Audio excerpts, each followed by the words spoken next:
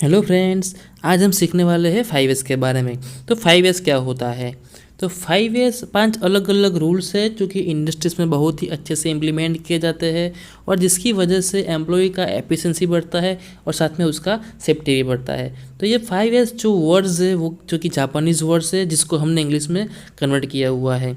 तो हम देखते हैं कि 5S जो है उसका इम्प्लीमेंटेशन कहाँ से और कैसे स्टार्ट हुआ था।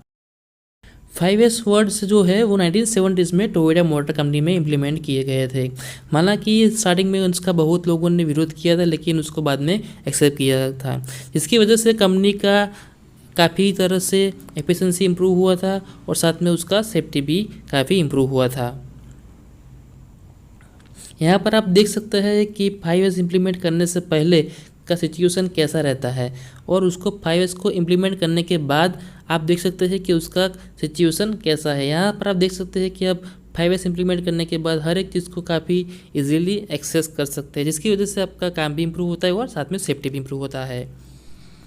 तो शुरुआत करते हैं हमारे पहले वर्ड सॉर्ट से। तो सॉर्ट का मतलब क्या होता है? तो हमारे पास जितनी भी चीज़ें अवेलेबल है उसमें से जो भी यूज़फुल चीज़ है उसको अलग करना है और जो भी अनयूज़फुल चीज़ है उसको अलग करना है और उसको हमें रिमूव करना है, या फिर हमारे पास जो चीज़ है उसको कैटेगराइज करना है, यानी कि हर एक चीज़ को अलग अलग कैटेगरीज में डिवाइड करना है, यानी कि किस चीज़ को किस कैटेगरीज में रखना है। सबसे पहले हमें उसकी कैटेगरीज डिफाइन करनी है और हर एक चीज़ को उसमें अलग अलग कैटेगराइज करना है।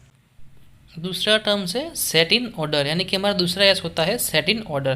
तो यहाँ पर आप देख सकते हैं कि हर एक टूल्स को अलग अलग ऑर्डर में डिवाइड किया गया है। अलग अलग टूल्स है जिसको अलग अलग कैटेगरीज में मतलब अलग अलग सेट में रखा गया है, ताकि जब भी आपको उसका यूज़ करना हो तो आप इजीली उसको एक्सेस कर सकते हैं, जिससे आपका टाइम भी सेव होगा और आप उसको इजीली सर्च भी कर सकते हो। इस इमेज में आप देख रहे हैं कि बहुत सारे टूल्स हैं जिसको हमने अच्छे से सेट करके रखा हुआ है इन उसके ऑर्डर में।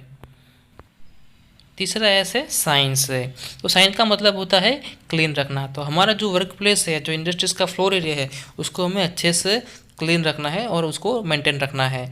तो यहाँ पर आप देख सकते हैं दो फोटोज़ है जिसमें हमने दिखाया गया है कि एक तरह की फ़ोटो में काफ़ी गंदा मशीन है, दूसरी तरह की फ़ोटो में उसको क्लीन करके रखा हुआ है। तो ये जो क्लीनिंग का शेड्यूल है उसको भी हमें मेंटेन करके रखना है ताकि वो अच्छे से काम कर सके। हमारा फोर्थ एस है स्टैंडर्डाइजेशन।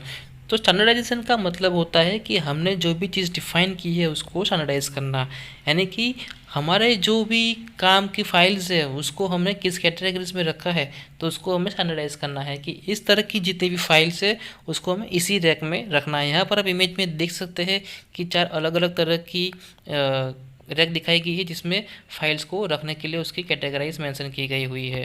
तो उसको उस फाइल्स को आपको उसी रैक में रखना है। हमारा पांचवा और आखिरी वर्ड है सस्टेन। तो यहाँ तक कि हमने चारों एस में जो भी प्रोसेस एस्टेब्लिश की है उसको हमें हमारी रूटीन लाइफ में मेंटेन करके रखना है, यानी कि उसको सस्टेन करके रखना है। तो उसका मतलब होता है सस्टेन। यहाँ पर आप देख सकते हैं कि इंडस्ट्रीज़ के अलावा भी बहुत सारी जगह पे 5S का यूज़ होता है जो कि हमें भी पता नहीं है।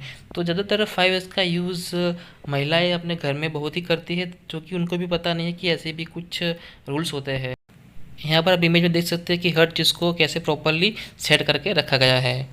यह दूसरी इमेज में आप देख सकते हैं कि कपड़ों को कैसे बिफोर इम्प्लीमेंटेशन 5S के और आफ्टर इम्प्लीमेंटेशन उसको कैसे अरेंज किया गया है ताकि वो आपको इजीली अवेलेबल रह सकते हैं बिना किसी कपड़ों को डैमेज किए।